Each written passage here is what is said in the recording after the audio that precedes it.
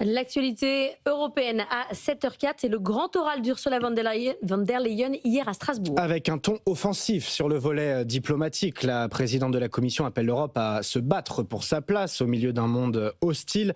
L'Europe défendra chaque centimètre carré de son territoire, a-t-elle prévenu.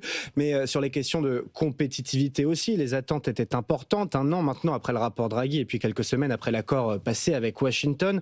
Et donc après ce discours de rentrée, il y a de la déception, Justine Vassogne. 1h16 de discours et très peu d'annonces. Ursula von der Leyen, affaiblie politiquement, a surtout voulu défendre son bilan, notamment en termes de compétitivité.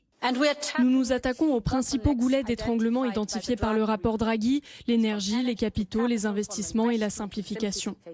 Ursula von der Leyen présentera une feuille de route en 2028 pour finaliser le marché unique dans la finance, les capitaux, l'énergie et les télécommunications. Pas sûr que cela suffise à faire taire les critiques. Sur les 383 recommandations du rapport Draghi, seuls 11% ont été mises en œuvre selon un audit réalisé par un centre de réflexion bruxellois.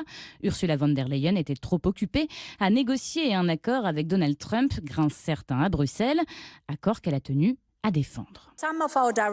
Certains de nos concurrents directs font face à des droits de douane beaucoup plus élevés de la part des États-Unis. Leur droit de douane de base est certes inférieur, mais si l'on considère les exceptions que nous avons obtenues et les taux supplémentaires auxquels d'autres pays sont soumis, nous avons le meilleur accord incontestablement.